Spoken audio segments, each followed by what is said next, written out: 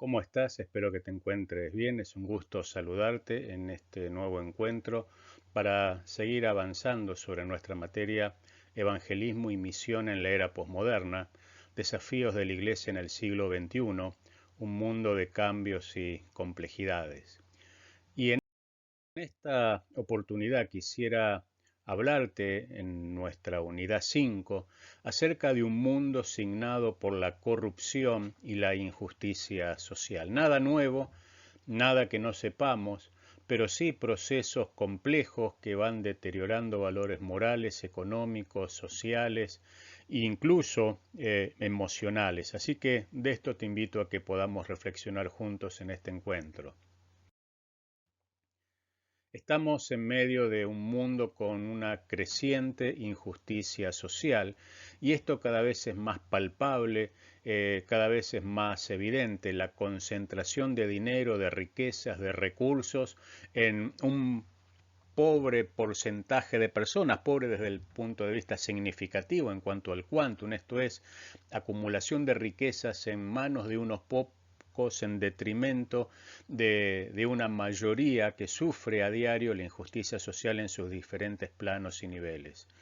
Nuestro contexto, va a decir Zygmunt Bauman y Leonidas Donskis, está signado por lo que ellos llaman una ceguera moral, por la indiferencia, la ausencia de valores. Y esta ceguera moral no solamente es resultado y fruto del hipermodernismo, sino de la indiferencia individual y colectiva, que es como que tuvieran una venda alrededor de los ojos que no les permite ver la cruda realidad que atraviesan muchas personas. Y si la ven, son absolutamente indiferentes, tratan de pasar por el costado, de mirar hacia otro lado, con tal de no involucrarse en este tipo de situaciones y de problemáticas, ya sean individuales o comunitarias. La pandemia nos hizo dar cuenta, el COVID-19 nos hizo dar cuenta que lo normal para el mundo, que es lo normal para el mundo hasta incluso el día de hoy, lo normal es la injusticia, la pobreza, la marginalidad, la desocupación, el maltrato, la violencia, el pecado, la degradación moral, en detrimento de nuestros ancianos, de nuestros mayores, en definitiva una injusticia social marcada por un fuerte deterioro de valores cristianos, valores morales y de valores éticos. Esto que para el mundo es lo normal, sin embargo, no es lo normal para Dios conforme a su palabra y por ende tampoco debería ser lo normal para la iglesia.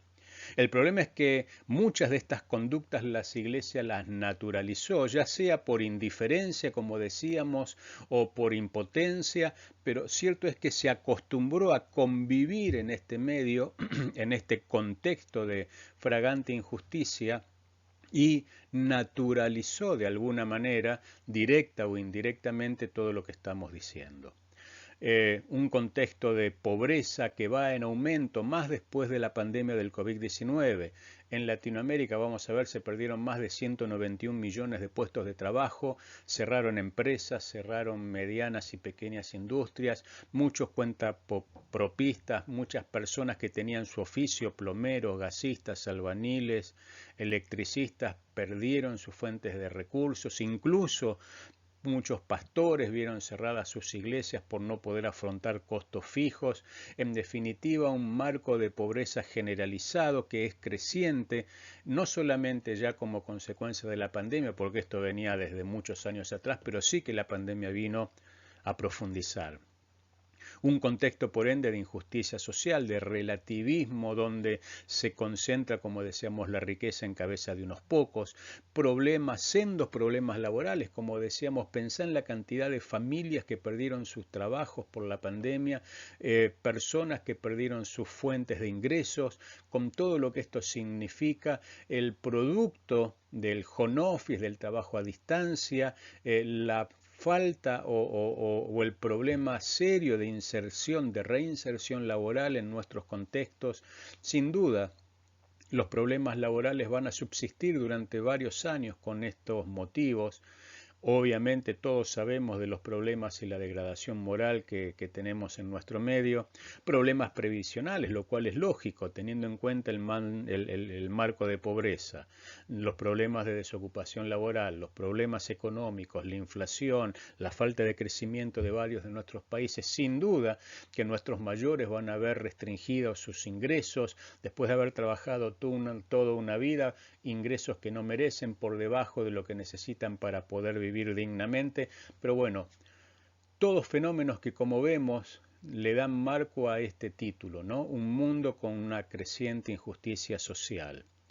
La ONU, las Naciones Unidas, prevén que la pandemia provocará la pérdida mundial de 75 millones de empleos en el año 2021 y de 205 millones de desocupados, o sea, muchos más durante el año 2022. Lamentablemente estos indicadores se están cumpliendo, se han cumplido ya los del 2021 y no creo que lleguemos a los 205 millones de desocupados, pero se va a aproximar mucho este valor y no pensemos que esto es una fría estadística, son personas, son familias, son hombres y mujeres, muchos con hogares monoparentales que tienen que afrontar la responsabilidad diaria del mantenimiento, de la educación de sus hijos, de proveerles salud, de proveerles ropa, abrigo, comida, recreación y un montón de cosas que sin duda influencian para que tengamos un contexto aparte de injusticia social, un contexto de incertidumbre y de zozobra creciente,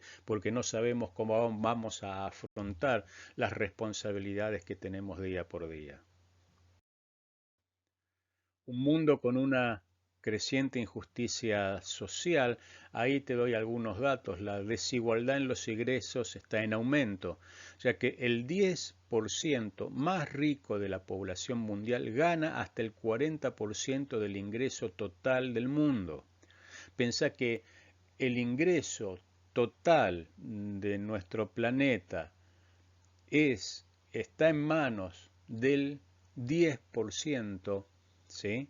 Eh, de las personas más ricas, ¿no? Pensando en el total de ingresos del 40% poblacional. Algunos informes sugieren que el 82% de toda la riqueza creada en el 2017 fue solamente al 1% de la población más privilegiada económicamente, mientras que el 50% en los estratos sociales más bajos no vio ningún aumento en absoluto. Hace años que padecen un contexto de marginalidad y de pobreza creciente.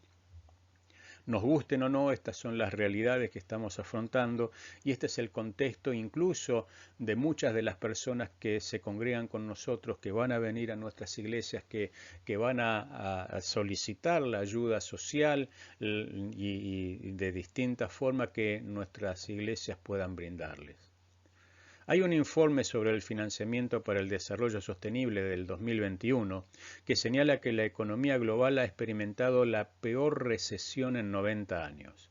Obviamente que vuelve a influir la pandemia, fundamentalmente en los sectores más vulnerables de las sociedades afectadas de manera desproporcionada. Se estima que se han perdido 114 millones de puestos de trabajo y alrededor de 120 millones de personas han vuelto a sumirse en la pobreza extrema. Estos son datos oficiales a nivel mundial.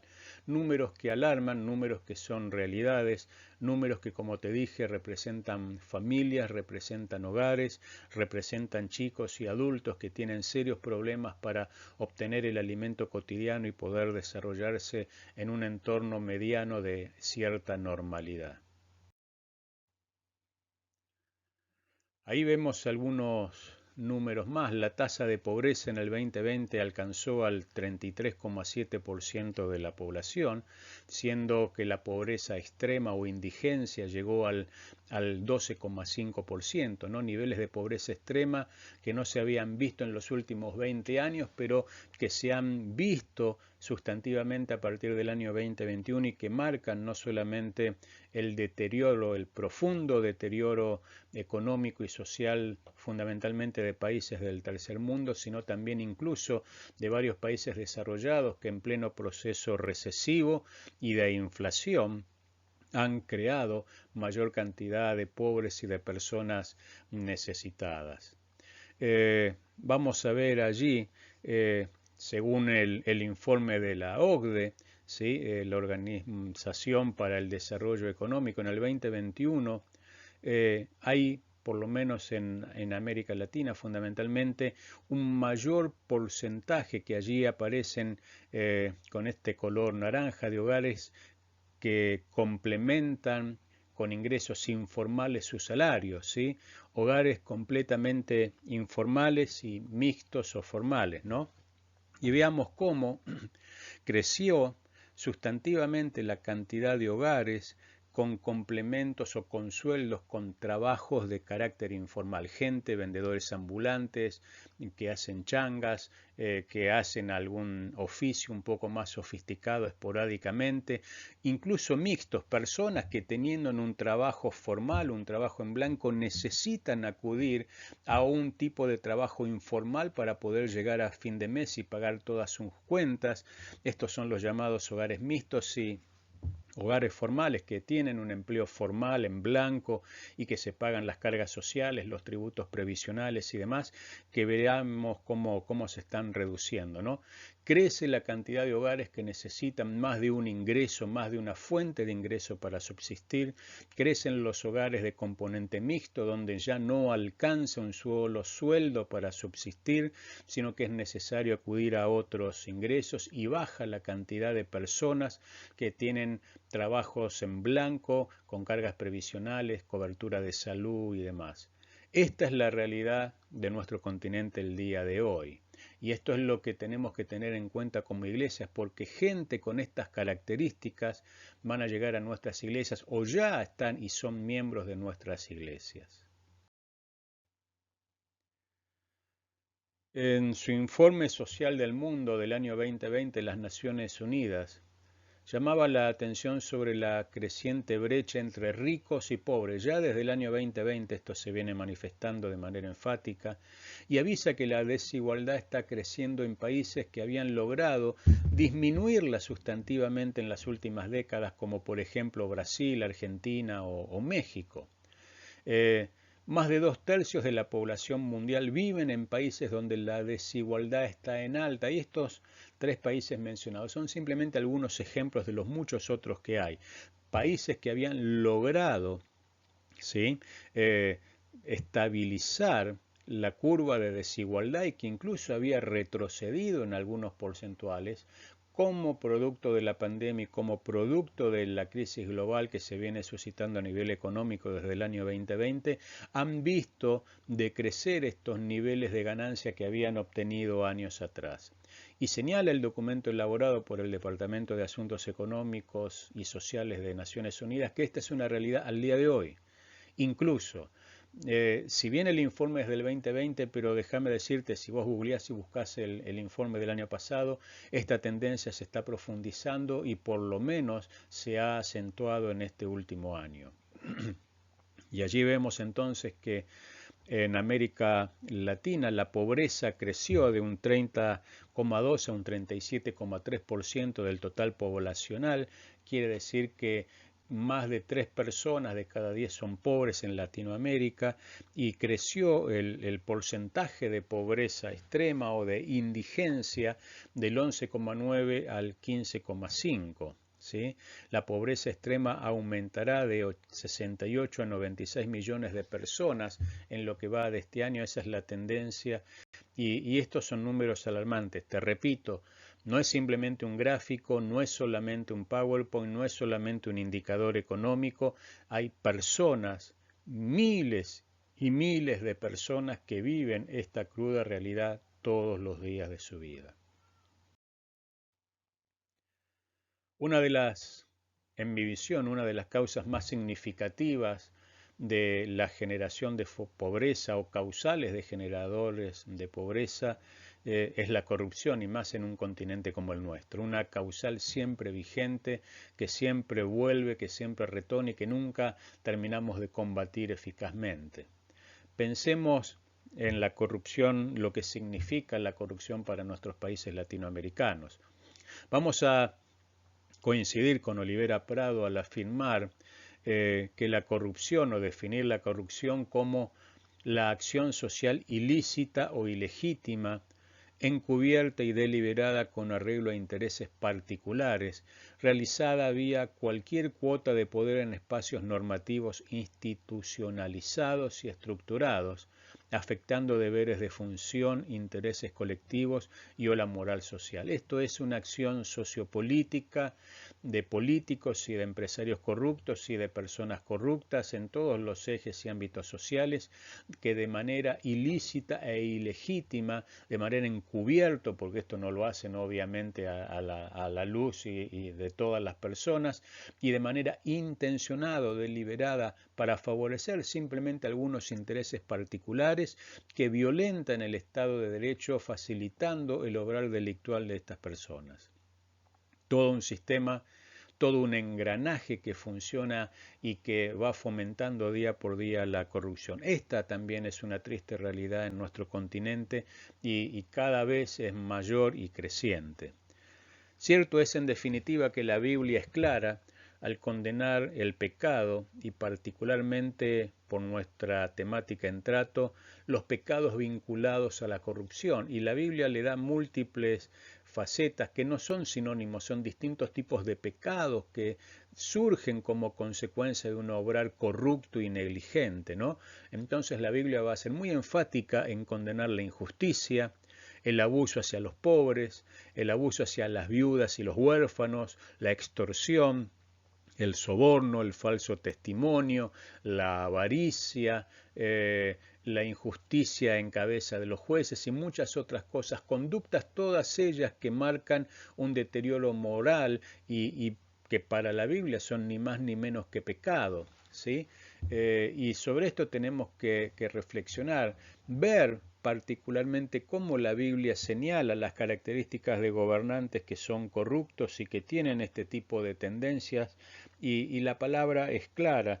Déjame leerte rápidamente lo que dice el libro de Proverbios, un pasaje muy conocido por todos, pero que siempre es bueno refrescar en nuestra mente y en nuestro corazón para tenerlo presente. Proverbios dice la palabra en el capítulo 29 que, que así actúa o alguien que es diligente y alguien que no es diligente en cuanto a la jefatura de un gobierno. Cuando los justos gobiernan, el pueblo se alegra, pero cuando los perversos están en el poder, el pueblo gime. Y este versículo que es tan claro y que nos da el sabio Salomón da muestra de esto, que cuando hay gente no calificada o calificada mal desde el punto de vista moral fundamentalmente y sin valores, el mundo, la población, el pueblo termina gimiendo y pasando necesidades. Pero la iglesia tiene varios llamados de parte de Dios. En primer lugar, y algo que tiene que ver con lo básico, con lo que somos, con nuestra esencia, con nuestra naturaleza que debe reinar y gobernar en nosotros como cristianos que somos de manera visible y palpable, es decir, nosotros tenemos que dar cuenta con nuestro testimonio público que somos cristianos. Nunca fue una opción para nosotros la obediencia. Nunca fue una opción para los cristianos el ser infieles o la fidelidad particularmente y la santidad. Nunca fue optativo para nosotros el caer también en algún acto de corrupción. No es así, un cristiano es ejemplo, un cristiano se guarda en santidad, en obediencia, en fidelidad y es luz y sal a todo lo que nos rodea. Somos cristianos, semejantes a Cristo. Y si bien el término se usaba en la antigüedad de manera peyorativa, así se utilizó al principio el término cristianos porque identificaba a los pequeños cristios, pese a su uso peyorativo, también daba cuenta de la realidad que veían las personas. Las personas veían gentes que hablaban como ese que se hacía llamar el Cristo y que vivía como ese que se hacía llamar el Cristo. De allí el término cristianos. Habría que ver cómo nos califica hoy en día la gente a cada uno de nosotros. El segundo llamado tiene que ver con nuestras acciones, con nuestros hechos, ¿sí? El preocuparnos Y no solamente preocuparnos, sino ocuparnos en ayudar a los pobres, a los menesterosos, a los necesitados, a los huérfanos, a las viudas, a los que están en necesidad, empezando, como dice la palabra, por los de la casa del Señor principalmente, pero sí brindando cobertura a todas las personas que lo necesitan. En tercer lugar, debemos reconocer que la pandemia es un serio llamado de atención de parte de Dios a la Iglesia, principalmente no tanto al mundo. Dios siempre habló a lo largo de la historia en primer lugar a su pueblo. Habló a Israel en primer lugar, habló a su iglesia en primer lugar, y el mensaje de Dios siempre es para nosotros. Y el mensaje que nos dejó la pandemia es claro, es contundente. Lo que era lo normal para el mundo no puede ser lo normal para la iglesia, y de esto tenemos que estar absolutamente convencidos.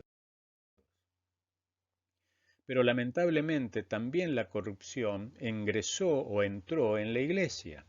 Y la palabra también es clara en cuanto a la obediencia. Jesús les dice a los discípulos: sed vosotros perfectos como vuestro Padre que está en los cielos es perfecto. Este es el llamado que Jesús le hizo a los discípulos y no hace a cada uno de nosotros. Somos llamados a ser semejantes a Jesús. San Pablo predica sobre la necesidad de vivir la nueva vida en Cristo, sin fluctuaciones, creciendo siempre de manera constante.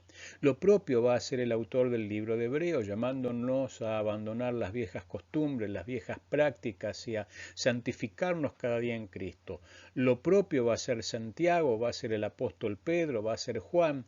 ¿Y qué quiero decir con esto? Que cada vez que Dios dice lo mismo, de tantas formas distintas, usando a tantas personas diferentes y todas con un mismo sentido, con un mismo propósito y con una misma finalidad, es por algo.